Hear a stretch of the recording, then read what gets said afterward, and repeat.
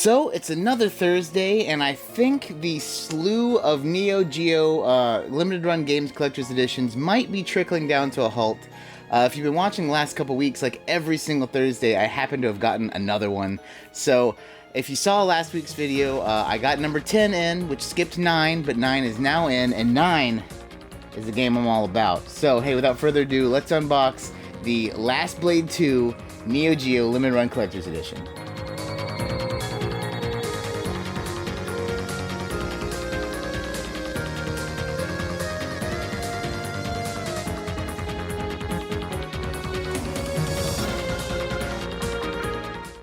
So with this, I can finally finish 1 through 10.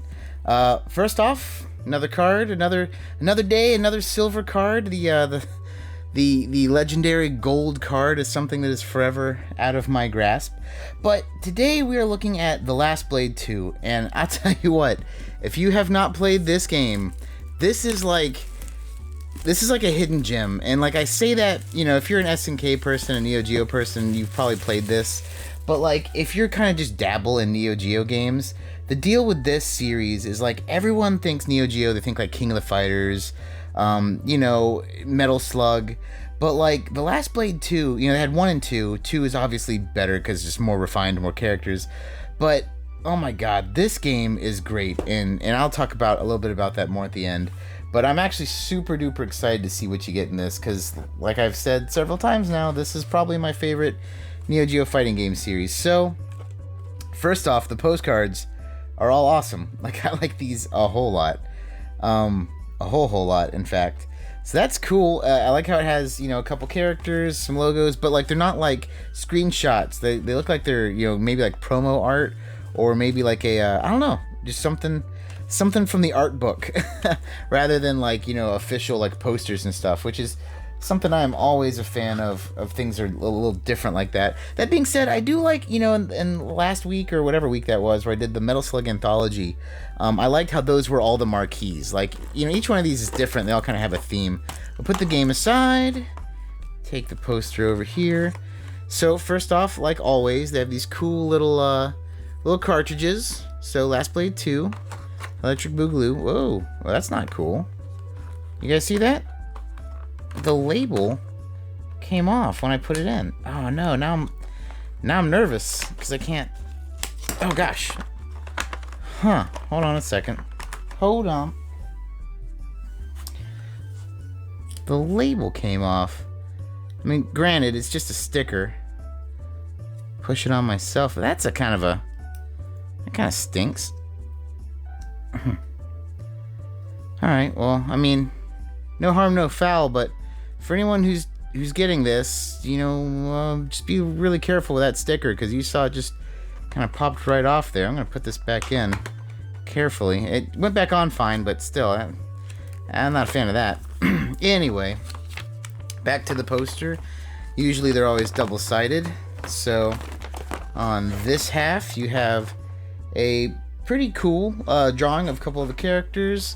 The vertical style poster and the horizontal is another. It's kind of neat because I feel like everything that I've shown you guys so far as art that I've gotten with the postcards in this are like maybe not minor characters, but characters that I don't personally associate as being like the main character of the series. But then again, you know, this is one of those games where there's a lot of good characters. They all have a good story, kind of like Street Fighter. Like, you know, a lot of people will say that Ryu and Ken, or maybe just Ryu, is like the main character. But I mean, like, is he though? Like, his story's kind of lame. And hey, I want to be the strongest. But you know, M. Bison has the best story, and for him, it was Tuesday. Anyway, so here's the game itself. I like the back a lot. It shows all the characters, shows a couple screen grabs, talks about, you know, the game itself. Open her up, and first off, reversible art much. Oh, the reversible art is the Dreamcast cover art. That is cool. That's really cool. So actually, I'm a big fan of that, and that's debatable if I might actually switch that one around. Any hoozle. The one thing I do want to say is they always do give you a, you know, at least something. So there's no book, but a leaflet that is like, you know, like a book. It's better than nothing. But once again, The Last Blade 2. Why is this my favorite NeoGeo fighting game? I think it's the aesthetic. I don't know. There's something about this game that's really, really great. I mean, like, to me, it's like you take, like, have you played Samurai Showdown? The Samurai Showdown feels like it's more of a heavy kind of game. I don't know how to explain that right. I don't know if heavy's a good word to use, but it feels like, you know, everything is less fluid and more, you know, it's like a weapon combat game that's really, really on the weapons. But then you go over to King of Fighters and it feels like a more fluid kind of game, you know, a lot more combo-y, like a Street Fighter.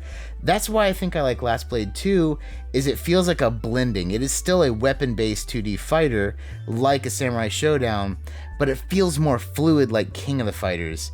That's kind of the best way I think I can explain it. I don't know. If you guys are Last Blade 2 fans, maybe you can put in the comments into words what I'm trying to get at, if you kind of get what I'm saying. But, you know, Last Blade 2, it feels like a really fluid weapon fighter.